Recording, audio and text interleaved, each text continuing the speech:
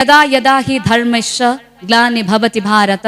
अभ्युत्थानम् अधर्मस्य तदात्मानं सृजम्यहं परित्राणाय साधूनां विनाशाय च दुष्कृतं धर्म संस्थापनाय सम्भवामि युगे युगे। যেতিয়াই হ'ব তেতিয়াই জন্ম লাভ কৰিব প্ৰভু ভগৱন্তই যেতিয়াই আমি সমস্যাৰ সন্মুখীন হ'ম, এই পৃথিৱী যেতিয়া ধ্বংসৰ দিশে গতি কৰিব, যেতিয়া কষ্টত থাকিব মানুহ, তেতিয়াই উদ্ধাৰৰ বাবে প্ৰভু ভগৱন্ত আহিবই। তেনেকৈ যে জন্ম লৈছিল সেই যিটো উদ্দেশ্য, সেই উদ্দেশ্যটো সফল কৰিবলৈ তেওঁ সেই বাঁহীটো এৰি সেইখন হাতত সুদৰ্শন তুলি লৈছিল। গতিকে কৃষ্ণ সংস্কৃতিটো তাৰ পৰা আৰম্ভ হয়। সেই ঈশ্বৰ প্ৰাপ্তিৰ কথাটো কওঁতে আৰম্ভণিতে ঈশ্বৰক আমি এগৰাকী সাধাৰণ শিশুৰ মনত আচলতে ভগৱান শ্ৰীকৃষ্ণক আপুনি প্ৰথমেই তেওঁক যে পাব নোৱাৰি, তেওঁ এনেকুৱা এটা শক্তি ইমান দূৰৈত থাকে আমাৰ পৰা, এই কথাবোৰ বুজোৱাতকৈ প্ৰথমে সেই মানৱীয় কথাখিনিৰে আমি বুজাব লাগিব যে মানৱ জীৱন যেনেকৈ লৈছিল ধৰক সেই কথাখিনিৰে উপস্থাপন। সেইখিনি উপস্থাপনে ৰাস এখন চাই যোৱাৰ পাছত আপোনাৰ সন্তানে ৰাসত যেতিয়া অভিনয় কৰিব, আপোনাৰ ঘৰত গৈ যেতিয়া প্ৰশ্ন সুধিব যে কৃষ্ণই কংসক কিয় মাৰিলে, তাৰ উত্তৰটো আপোনালোকে দিব লাগিব ঘৰত গৈ। তেতিয়া সুধিব যে জন্ম ইয়াত হৈছিল, পিছত কিয় তালৈ লৈ যোৱা হ'লনো, সেই উত্তৰটোতো আপোনালোকে দিব লাগিব। সেই ৰাসখন আপোনাৰ সন্তানে চোৱাৰ পাছত, ৰাস এখনত চৰিত্ৰ এটা আপোনাৰ সন্তানে ৰূপায়ণ কৰাৰ পাছত সেই চৰিত্ৰটো আপোনাৰ সন্তানৰ হৃদয়ত বাজি থাকে। সেই বাজি থকা চৰিত্ৰটোৰ বিষয়ে সেই গুঞ্জৰিত হৈ থকা কথাবোৰ, তাৰ যিখিনি কথা ভিতৰৰ কথাখিনি বুজাব লাগিব আপুনি। আপুনি এইটো বুজাব নালাগিব যে ৰাসৰ চৰিত্ৰ এটা এখন সাধাৰণ নাটক এখন হৈছে, তুমি চৰিত্ৰ এটা কৰিছা, হৈ গ'ল। এই তাৰ ভিতৰত আধ্যাত্মিক দিশটো ভগৱান শ্ৰীকৃষ্ণ ভাৰতবৰ্ষৰ যে উপাস্য, এই ভাৰতবৰ্ষৰ আমাৰ সভ্যতা সংস্কৃতিৰ অন্যতম এক যে নিদৰ্শন ভগৱান শ্ৰীকৃষ্ণ, সেই কথাখিনি অন্তৰ্নিহিত কথাখিনি আমি আৰম্ভণিৰ পৰাই বুজাব লাগিব। সেইবাবে ঈশ্বৰৰ সেই ঐশ্বৰিক গুণখিনিৰ পৰা একেবাৰে মানৱীয় জীৱনটোলৈকে আমি বুজাব লাগিব। সেই কথাখিনি কেৱল মাত্ৰ পাৰিব পৰিয়ালৰ লোকে, কেৱল পাৰিব আপোনাৰ ঘৰখনত থকা লোকসকলে, পিতৃ মাতৃয়ে সেই সন্তানক সেইখিনি আৰম্ভণিৰ পৰা দিব পাৰিব। আমি হততে কেতিয়াবা ভয় লাগিলে কৃষ্ণ বুলি কওঁ, ভাল লাগিলে কৃষ্ণ বুলি কওঁ, বেয়া লাগিলেও কৃষ্ণ বুলি কওঁ। কৃষ্ণ শব্দটো আমি হততে উচ্চাৰণ কৰি থাকোঁ, কাৰণ ভগৱানৰ সৈতে আমাৰ সম্পৰ্ক থাকে। আমি আকৌ মাজৰ মানুহ এজন তাত নলওঁ, আমাৰ এটা সম্পৰ্ক ভগৱানৰ সৈতে আছে। এই যে সাধাৰণ আমি মানুহবোৰে, বিশেষকৈ মই ক'ম যে গ্ৰাম্যাঞ্চলত কষ্ট কৰি থকা মানুহবোৰ চাবচোন, আপুনি পথাৰত কোৰ মাৰি আছে, প্ৰখৰ ৰ'দ, কৃষ্ণ প্ৰভু কেতিয়ালৈ হয়গে জানো এইডৰা, এনেকৈ এটা মুখেৰে কথা ওলায়। ৰাতি গাঁৱত আমাৰ কেইবাগৰাকী ব্যক্তি দেখোঁ বৰ্তা মুখেৰে এনেই ৰাম কৃষ্ণ এনেকৈ থাকে, একেৰাহে বৰ্তা কোনফালে যায়, ৰাম কৃষ্ণ এইফালৰ পৰা আহিলোঁ, এনেকৈ থাকে। অৰ্থাৎ মুখত সেই নামটো লৈ থাকে। আমি এটা গ্ৰাম্যাঞ্চলত পৰিৱেশটো দেখিলোঁ, সেইবাবে আমি ভাবোঁ যে আমাৰ সম্পৰ্কটো ঈশ্বৰৰ সৈতে খুব ওচৰৰ, আমি আকৌ মাজৰ মানুহ এজন ল'ব নালাগে। কিন্তু আমি ভুল কৰোঁ, মাজত আৰু এজন লৈ লওঁ, আৰু এজন লৈ লৈ আমি ভাবোঁ, সেইকাৰণে আমি দীঘলীয়া শাৰী পাতি থাকোঁ আকৌ বলি এটা দিবৰ কাৰণে, যে দক্ষিণা এটা দিব লাগিব ঈশ্বৰক। ঈশ্বৰে সেইবোৰ নিবিচাৰে। ঈশ্বৰক পাবৰ বাবে আপুনি সেই দীঘলীয়া বাট এটাৰে যাব নালাগে। মাজত মানুহ লৈ বেলেগ এজনক দি অৰিহণা দীঘলীয়াকৈ আপুনি সেৱা কৰিব বাহিৰত 2 ঘণ্টা, আৰু মাজৰ এজন মানুহে আপোনাৰ টকাটো লৈ গৈ ঈশ্বৰৰ ওচৰত দিলে, তাৰ পাছতো আপুনি দীঘলীয়া শাৰী পাতিলে, আপুনি ভাবি থাকিব যে নহয় আহিব প্ৰসাদ, তাৰ পৰা আমি খাই ইয়াৰ পৰা যাব লাগিব। সেইবোৰো প্ৰয়োজনীয়তা আছে, সেই আধ্যাত্মিক এটা পৰিৱেশ সৃষ্টিৰ কথা। কিন্তু মূলত যদি নতুন প্ৰজন্মক আপুনি বুজাব বিচাৰে, তেন্তে আচল কথাটো এইটো যে ঈশ্বৰ প্ৰাপ্তিৰ বাবে এই ইমান দীঘলীয়া কৰ্মখিনিৰ প্ৰয়োজন নাই। কৰ্ম সংস্কৃতিৰ নিদৰ্শন ভগৱান শ্ৰীকৃষ্ণই নিজেই দেখুৱাই থৈ গৈছে। সেই কথাখিনিহে আমি উপলব্ধি কৰিব লাগে যে কৰ্মৰ জৰিয়তেও ঈশ্বৰ প্ৰাপ্তি হ'ব পাৰে। ঈশ্বৰক পাবৰ বাবে সেই অকণমান সময় কৃষ্ণ শব্দটোৰ উচ্চাৰণ, অকণমান সময় অন্তৰত একদম সঁচা মনেৰে কৃষ্ণ বুলি ক'লেও ভগৱানে পাব। মনটোত বেয়া কথা এখিনি লৈ থাকি দিনটো পৃথিৱীৰ বেয়া কামখিনি কৰি ৰাতি নামঘৰত ভাগৱত ব্যাখ্যা কৰি থাকিলে সেইখিনি লাভ নহ'ব। গতিকে ভাগৱত ব্যাখ্যা কৰি থকা গৰাকীয়েও সেই কথাটো চাব লাগিব যে মই কেনেধৰণে কামখিনি কৰিছোঁ। বোলে উপদেশতকৈ আৰ্হি ভাল, আমি কেনেকৈ নিজক পৰিচালিত কৰিব পাৰিছোঁ, নহয়নে? সেই কথাবোৰ এতিয়া আমি প্ৰতিগৰাকীয়ে যদি উপলব্ধি কৰোঁ ইয়াত থকা, যে আমি প্ৰকৃতাৰ্থত আমি কৃষ্ণ সংস্কৃতিক কেনেকৈ পালন কৰিছোঁ, সেই কথাটো যেতিয়া উপলব্ধি কৰিব, আমাক আৰু আধ্যাত্মিক চেতনা বেলেগকৈ আহি এটা পৰিৱেশৰ সৃষ্টি কৰি জগাই তুলিব নালাগে। আমি সেই নিজে সেই পৰিৱেশটোৰ মাজত আচলতে সোমাই থাকিম। কাৰণ গুৰুজনাৰ গোটেই আদৰ্শটোতেই আমি যাতে বিশৃংখল নহওঁ, সেইবাবে গুৰুজনাই সেই গোটেই আদৰ্শটোতেই এক ঈশ্বৰবাদৰ ধাৰণাটো, অৰ্থাৎ ভগৱান শ্ৰীকৃষ্ণৰ প্ৰসংগটো উল্লেখ কৰি থৈ গৈছে। সেইবাবে মহাপুৰুষ শ্ৰী শ্ৰী মাধৱদেৱে নামঘোষাত প্ৰথমে গুৰুজনাৰ এটা স্থান, তাৰ পাছত ভগৱান শ্ৰীকৃষ্ণৰ এটা স্থান আৰু তাৰ পাছতে নিজৰ সদায় দাস অনুভৱ কৰাকৈ সেই ঘোষাবোৰ লিখি থৈ গৈছে য'ত আপুনি ঈশ্বৰ প্ৰাপ্তিৰ বাবে কামনা কৰিব পাৰে যে আপুনি একোৱেই নাজানে আপুনি মূৰ্খমতি আমি প্ৰতিটো খোজতে অপৰাধ কৰোঁ এতিয়া কথাখিনি কৈ থাকোঁতেও আমাৰ অপৰাধ হ'ব কথাৰ সুৰটো অকণমান টান হ'লেও অপৰাধ হ'ব কথাখিনি কৈ থাকোঁতে ক'ৰবাত শব্দ বাক্য ভুল হ'লেও অপৰাধ হ'ব গতিকে এই অপৰাধবোৰৰ বাবে ক্ষমা কেনেকৈ বিচাৰিম সেইবোৰ বিচাৰিবৰ বাবে মহাপুৰুষ শ্ৰী শ্ৰী মাধৱদেৱে সেই ঈশ্বৰ প্ৰাপ্তিৰ কামনাৰে সেই নামঘোষাত তেনেকৈ 3 জনক ৰাখি থৈ গৈছিল কলাগুৰু বিষ্ণুপ্ৰসাদ ৰাভাই সেই 3 জনকেই শ্ৰেষ্ঠ বুলি কৈ থৈ গৈছিল এজন ভিঞ্চি আছিল এজন জগতগুৰু শ্ৰীমন্ত শংকৰদেৱ গুৰুজনা আৰু আনজন শ্ৰীকৃষ্ণ ভগৱান শ্ৰীকৃষ্ণক উপস্থাপন কৰাৰ দিশখিনিও সেয়াই আছিল যে এটা অন্তৰ্নিহিত যিটো দৰ্শন সেইটো উপলব্ধি যদি ভাৰতীয় মানুহে কৰিব পাৰে এজন ঈশ্বৰৰ সেই ধাৰণাটো যদি কৰিব পাৰে তেন্তে কোনো মানুহ মানসিকভাৱে দুৰ্বল নহয় কাৰণ গীতাৰ মনোবিজ্ঞানে আমাৰ মানসিক খাদ্য যে হাতত যেতিয়া গীতাখন থাকিব বা ভাগৱত থাকিব কীৰ্তন যেতিয়ালৈ থাকিব নামঘোষা যেতিয়ালৈ থাকিব সেই অসমীয়া মানুহ কেতিয়াও দুৰ্বল নহয় আমি যে হতাশাত ভুগি থাকোঁ সেই হতাশাবোৰ আমাৰ মাজৰ পৰা নোহোৱা হৈ যাব খুব সুন্দৰকৈ আমাৰ প্ৰাক্তন বিধায়কগৰাকী এটা কথা যে কৈ থৈ গ'ল আমি যে সন্তানক আৰম্ভণিৰ পৰাই চুৰ কৰিবলৈ শিকাইছোঁ মিছা কথা ক'বলৈ যে শিকাইছোঁ তাৰ যে উদাহৰণ এই যে ফাঁকি দি হাতৰ কাম দিয়া কথাটো সেইটো আমাক যেতিয়া ঘৰত হোমৱৰ্ক কৰিবলৈ দিয়া হয়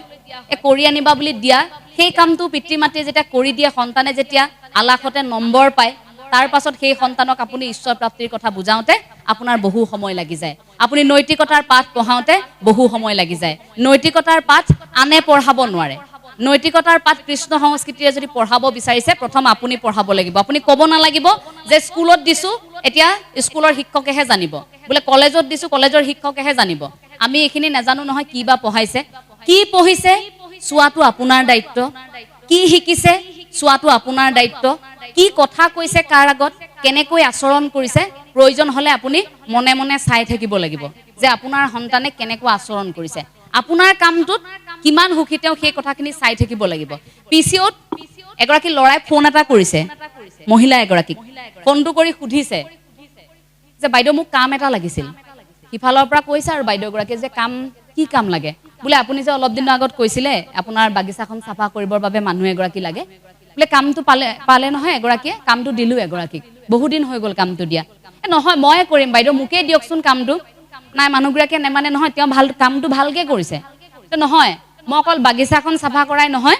আপোনাৰ ঘৰত যদি বাচন বৰ্তন ধোৱা কাম আছে মই সেইবোৰো কৰি দিম মুঠতে মোক কামটো লাগে মোক দিয়ক ইফালৰ পৰা মহিলাগৰাকীয়ে কৈছে নহয় তেওঁ বৰ ভালকৈ কৰিছে এওঁ নেমানে আকৌ কৈছে বোলে নহয় বাচন বৰ্তন কি মই আপোনাৰ কাপোৰ কানিও ধুই দিম বাগিচাও চাফা কৰিম কাপোৰ কানিও ধুই দিম বাচন বৰ্তনো ধুই দিম মুঠতে আপুনি মোক কিবাকে কামটো দিয়ক আৰু তাৰপিছতে মহিলাগৰাকীয়ে নাই মনা আকৌ কৈছে যে তেওঁ কিমান টকাত আপোনাক কামটো কৰি দিছে তেওঁ যদি আপোনাক কৰি দিছে কামটো বোলে 500 টকাত মই কিন্তু সেইটো কাম আপোনাক 200 টকাতে কৰি দিম আপুনি দিয়ক মোক মুঠতে আপুনি মোক কামটো দিয়ক ইগৰাকী মানুহে বোলে নহয় বাৰে বাৰে আপুনি কিয় কৈ আছে মই কৈছোঁ নহয় মোৰ কামটো যিজন মানুহে কৰিছে খুব ভালকৈ কৰিছে কামটো মই আৰু বেলেগক এতিয়া নিদিওঁ হৈ গ'ল ফোনটো কাটি দিলে ইফালৰ পৰা পিচিঅ'ৰ ল'ৰাজনে যে কথা পাতি তেওঁ আকৌ ধুনীয়াকৈ হাঁহি মাৰি ফোনটো ধুনীয়াকৈ থৈ পিচিঅ'ৰ পৰা ওলাই আহিছে পিচিঅ'ৰ মালিকে আকৌ বাহিৰতে কথাখিনি শুনি আছিল শুনি থাকি তেওঁতো বেয়া লাগিছে আয়ো দেহি ল'ৰাটো চাগে কাম পোৱা নাই ইমান কাম বিচাৰিলে ইমান জোৰ কৰিলে অথচ মহিলাগৰাকীয়ে কামটো নিদিলে তাৰপিছত মাতি আনি ক'লে যে ভাইটি তোমাক কামটো বৰ দৰকাৰী নেকি বোলে দৰকাৰ আছিলে তাৰপিছত বোলে কামটো যদি দৰকাৰী মোৰ ইয়াতে তুমি কাম এটা কৰিব পাৰা পিচিঅ'তে মোক অকণমান সহায়ক এজন লাগে তুমি কাম এটা কৰা তেতিয়া তেওঁ হাঁহি মাৰি কৈছে যে আচল কথাটো এইটো কামটো মোৰ দৰকাৰী নাছিল মই বেলেগ এটা কথা জানিবৰ বাবেহে এই পিচিঅ'টোলৈ আহি মানুহগৰাকীক ফোন কৰিছিলোঁ আচলতে মানুহগৰাকীৰ ওচৰত যিজন ব্যক্তিয়ে কাম কৰি আছে সেইগৰাকী তেওঁৱেই হয় তেওঁ এইবাবেই ফোনটো কৰিছিল যে তেওঁৰ কামটোক লৈ তেওঁৰ মালিক কিমান সুখী এইটো জানিব বিচাৰিছিল সেইবাবে তেওঁ পিচিঅ'ত সোমাই ফোন কৰিছিল তেনেকৈ এই আত্মপৰীক্ষা আমাৰ কামটোক লৈ আনে কিমান সুখী এই কথাটো এতিয়া জনাৰ এটা সময় আহি পৰিছে আমি কেতিয়াবা নিজক পৰীক্ষাও কৰি চাব লাগে প্ৰতিগৰাকী পিতৃ মাতৃয়ে যদি তেনেকৈ পৰীক্ষা কৰে নহয় যে আমাৰ কৰ্মক লৈ আমাৰ সন্তানৰ কেনেকুৱা প্ৰভাৱ পৰিছে তেওঁলোক কিমান সুখী আচলতে প্ৰতিগৰাকী সন্তানেও যদি আত্মপৰীক্ষা কৰে যে আমাৰ কামক লৈ মা দেউতাই কেতিয়াবা দুখ পাইছে নেকি মই যে কেতিয়াবা ঘৰৰ পৰা নজনোৱাকৈ 2 বজাত যে কৰবালৈ ওলাই গৈছোঁ দেউতাই কষ্ট পাইছে নেকি মই যে হঠাৎ কৰবালৈ লগৰ ল'ৰা ছোৱালীৰ লগত ওলাই গৈছো মাক ফাঁকি দি গৈছো মায়ে গম নাপায় অথচ মাক মই কৈছো যে মই নোটছ আনিবলৈ গৈছো কিন্তু মই নোটছ আনিবলৈ যোৱা নাই মই লগৰ ল'ৰা ছোৱালীৰ লগত ফুৰিবলৈ গৈছো খবৰটো মায়ে বেলেগৰ পৰা কিন্তু পাবই তথাপিও মই চিন্তা কৰা নাই অৰ্থাৎ মই আত্মপৰীক্ষা কৰা নাই এনেকৈ যদি আত্মপৰীক্ষা আমি প্ৰতিগৰাকীয়ে কৰো অভিভাৱকসকলে বা সন্তানে যেতিয়া আত্মপৰীক্ষা কৰিব তেতিয়া চাবচোন আপোনা আপুনি আমাৰ মাজত সংশোধনবোৰ আহিব আমি মহান ব্যক্তিৰ কথাবোৰ ঠিকেই পঢ়ো মহান ব্যক্তিৰ নিদৰ্শনবোৰ আমি পঢ়ো আপুনি আইনষ্টাইনৰ পৰা আদি কৰি আৰম্ভ কৰক একেবাৰে আমাৰ বৰেণ্য ব্যক্তিসকললৈ আমি প্ৰতিগৰাকী ব্যক্তিৰ আমি জীৱন কাহিনীবোৰ পঢ়ো কিন্তু কেতিয়াবা মন কৰিব আপোনাৰ গাঁওখনতো তেনে বহু ঘাত প্ৰতিঘাতৰ মাজত জীয়াই থকা এনে এজন ব্যক্তি আছে যাক আপুনি উদাহৰণ হিচাপে দেখুৱাব পাৰে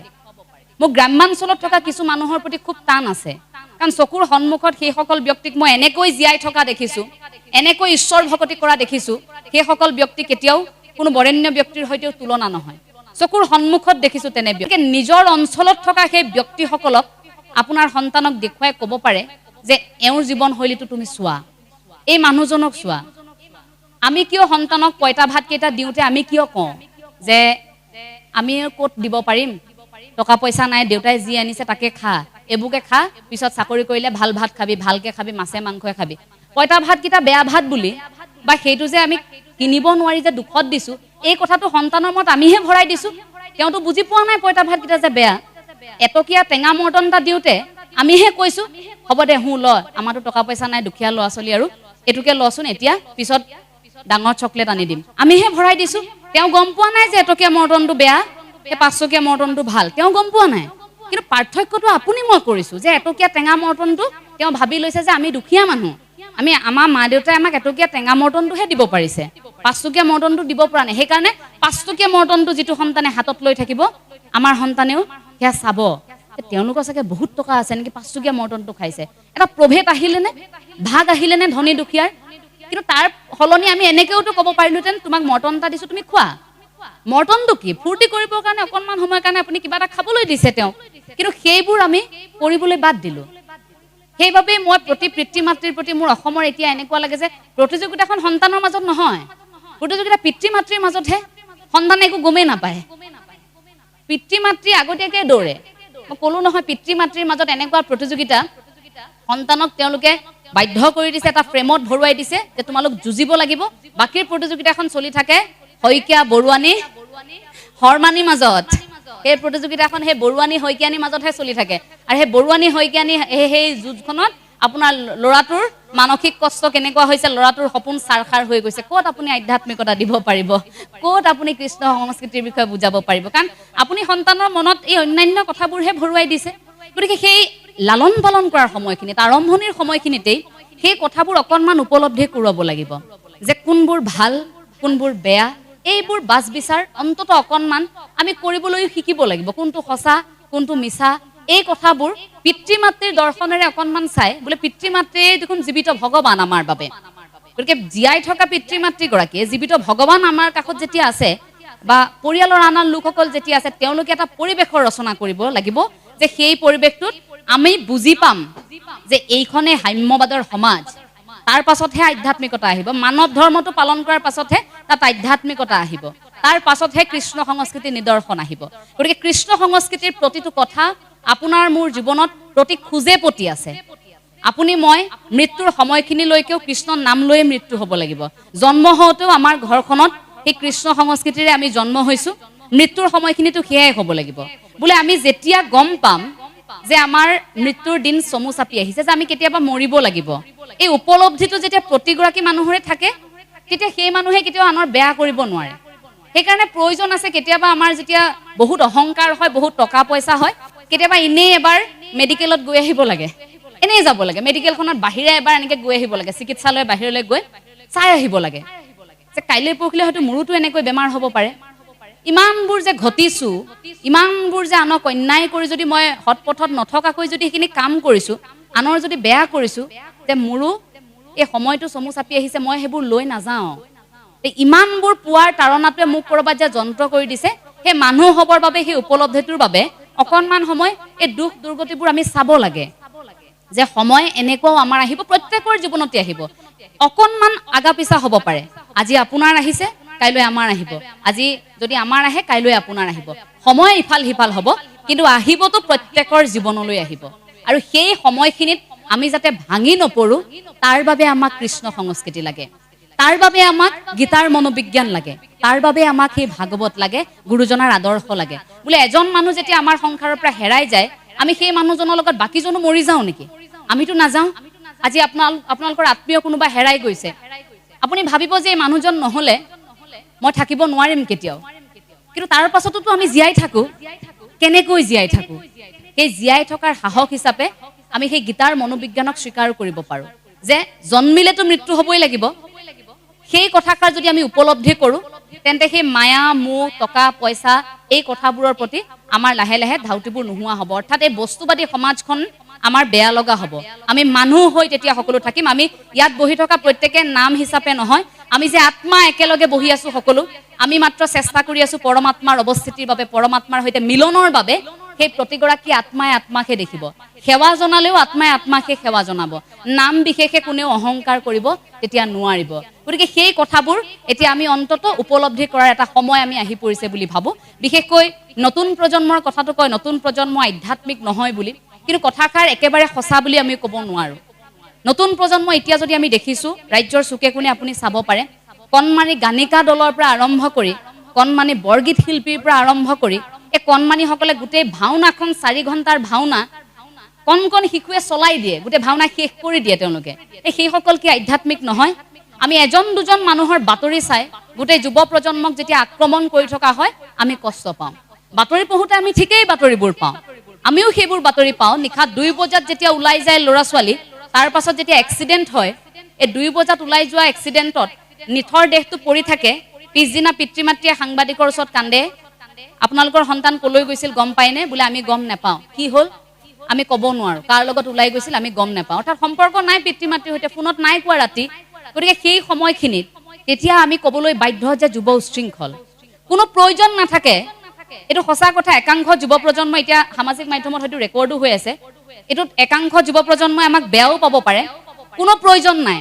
আমি সপোন দেখিবলৈ যদি এঠাইলৈ গৈছোঁ, তাত যদি পঢ়িছোঁ, আমি কৰ্ম কৰিছোঁ, এই নিশা 2-3 বজাত সুৰাৰ ৰাগীত মাতাল হৈ ৰাজপথত একা বেকাকৈ বাইক চলোৱাৰ কোনো প্ৰয়োজন নাই। কোনো প্ৰয়োজন নাই পিতৃ মাতৃক ফাঁকি দি নিশা 2 বজাত বাৰত সোমাই 4-5টা ল'ৰাৰ সৈতে একেলগে এখন বাহনত ঘূৰি ফুৰি দুৰ্ঘটনা হোৱাৰ প্ৰয়োজন নাই, কোনো প্ৰয়োজন নাই। এই ক্ষেত্ৰত আমি ভাবোঁ প্ৰত্যেকগৰাকী পিতৃ মাতৃ আপোনালোক সক্ৰিয় হৈ থাকিব লাগিব। আৰু অঙহী বঙহীবোৰ, এই পেহী মাহী জেঠাই জেঠু এইবোৰ বিয়া সবাহত লগ পাই অকল বিয়া কেতিয়া হ'বা, কেতিয়া বাৰ্থডে পাতিবা এইবোৰ সুধিলেই নহ'ব। তোমালোকৰ মনবোৰ কেনেকৈ আছে, ভাল কাম কৰি আছানে, এনেকৈ সুধিব লাগিব। নিশা হোৱাৰ লগে লগে এটা ফোন কৰিব লাগিব, ৰাতি কিবা অসুবিধা পাইছ নেকি, ছোৱালীজনীক সুধিব লাগিব। সেই পৰিৱেশটো আমি গঢ়ি তুলিব লাগিব। গতিকে এই ধৰণৰ আমাৰ যিবোৰ বৰ্তমান সময়ত যিখিনি চলি আছে, বাতৰি পঢ়োঁতে সদায় এইবোৰ দেখি থাকোঁ, বেয়া লাগে, আমি কষ্ট পাওঁ। কিন্তু তাৰ পাছত ভাবক, এজনৰ দুৰ্ঘটনা হৈ যোৱা মানে তাত কেৱল এজনেই নহয়, পথত থকা 3জন মানক খুন্দিয়াই পিনে তেওঁ নিজেও গুচি যায়। তেওঁতো গ'লেই, 3জনটো গ'লেই। পৰিয়ালৰ যিখিনি জীয়াই থাকিলে সেইখিনি গোটেই জীৱন কান্দি থাকিলে, মাকে গমেই নাপালে ল'ৰাক কেতিয়া কাৰ লগত ওলাই গৈছিল। গতিকে আমি গুচি গ'লেই নহ'ব, আমি গুচি যাব পাৰোঁ আজি কিবা এটা উদ্ভণ্ডালি কৰি, কিন্তু মই গুচি যোৱাৰ পাছত আমাৰ ঘৰখনত কি হ'ব সেইটো উপলব্ধি চবেই কৰিব লাগিব। সেই কথাখিনি প্ৰতিগৰাকী সন্তানে উপলব্ধি কৰা এটা পৰিৱেশ। গতিকে প্ৰথমখিনি আমাৰ কৰ্ম আমি কি কৰিছোঁ সেইটো কোনো যুৱ প্ৰজন্মই আমাক বেয়া পালেও আমি কিন্তু সেইটো কথা মুকলিকৈ কওঁ। গতিকে তাৰ বাবে এটা আধ্যাত্মিক চেতনা প্ৰতিখন ঘৰতেই হওক। এই আধ্যাত্মিক চেতনাটোত যেতিয়া আমাৰ সন্তান থাকিব, আত্মাৰ অৱস্থিতিৰ বিষয়ে যেতিয়া আমাৰ সন্তানে জানিব, ঈশ্বৰবাদৰ কথাটো যেতিয়া জানিব, কোনো সন্তানে কেতিয়াও বেয়া কাম কৰিব নোৱাৰে। সেইবাবেই কওঁ যে যদি নিচা কৰিবলৈ মন আছে ঈশ্বৰৰ নিচাটোকে কৰক, ভাঙৰ নিচাটো পিছতো কৰিব পাৰিব। ভাং খালে মহাদেৱক পোৱা নহয়, ভাঙৰ নিচা পিছতো হ'ব, মদৰ নিচা পিছতো হ'ব, ড্ৰাগছৰ নিচা পিছতো হ'ব। তাৰ বাবে জীয়াইটো থাকিব লাগিব। ঈশ্বৰ প্ৰাপ্তি আপোনাক জীয়াই ৰাখিব, সেইবোৰ নিচাই আপোনাক জীয়াই নাৰাখে। আপোনাক এদিন লাহে লাহে লাহে লাহে নি মানুহৰ পৰা প্ৰথমে আঁতৰাব, তাৰ পাছত লাহে লাহে গোটেই পৃথিৱীৰ পৰা আপোনাক আঁতৰাই লৈ গুচি যাব। জীৱনটো যেতিয়া জনম লৈছোৱেই, মানুহ হিচাপে যেতিয়া আপুনি মই আহিলোঁ যেতিয়া কিবা এটা কৰি থৈতো যাওঁ, আনৰ কিবা এটা ভাল কৰি থৈ যাওঁ, যে মৃত্যুৰ পাছত অন্তত বোলে ভোজ ভাত খাই থকা দিনা বোলে সেইদিনাও বোলে আলোচনা কৰি আছে, বোলে মাছ পিচ মোলেহে সৰু পৰিলে, তোলে ডাঙৰ পৰিলে, কোনেও বোলে কোন ঢুকালে কি কথা পতা নাই। তেনেকে মৰিব বিচাৰিব নেকি আপোনালোকে? নিবিচাৰে কোনেও, আমিও নিবিচাৰোঁ যে মৃত্যুৰ দিনা অন্তত আমাৰ কাৰোবাৰ হলেও আমাৰ সেই সকামত উপস্থিত থকা সকলোৱে অন্তত সেইদিনা অন্তত অনুভৱ কৰক যে ভাল মানুহ আছিল,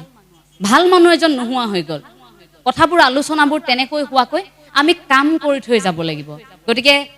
কৃষ্ণ সংস্কৃতি নিদৰ্শন যুৱ প্ৰজন্মৰ চৰিত্ৰ গঠনত তেনেকৈ থাকে যে স্থিতপজ্ঞ কৰ্মস্পৃহা, কামেৰে আৰম্ভ হয়, তাৰ পাছত ভক্তি, তাৰ পাছতহে অন্যান্য দিশবোৰলৈ গতি কৰে। গতিকে চৰিত্ৰ গঠনত কৃষ্ণ সংস্কৃতিৰ এই ভূমিকা প্ৰাসংগিক পূৰ্বতেও আছিল, বৰ্তমানো আছে আৰু ভৱিষ্যতেও থাকিব। আপোনালোক সকলোলৈকে শেষত কৃতজ্ঞতাৰ সেৱা জনাই আমাৰ কথাখিনি সামৰণি মাৰিব বিচাৰিছো। আপোনালোক প্ৰতিগৰাকী কুশলে থাকক। অকণমান এফাকি নামেৰে কথাখিনি সামৰণি মাৰিছো। হে জীৱন এখন বুৱতী নয়নাই, ধীৰে ধীৰে বয়, হে মনুষ্যৰ জনম লৈ হৰিক নভজিলে এই জনম বিফল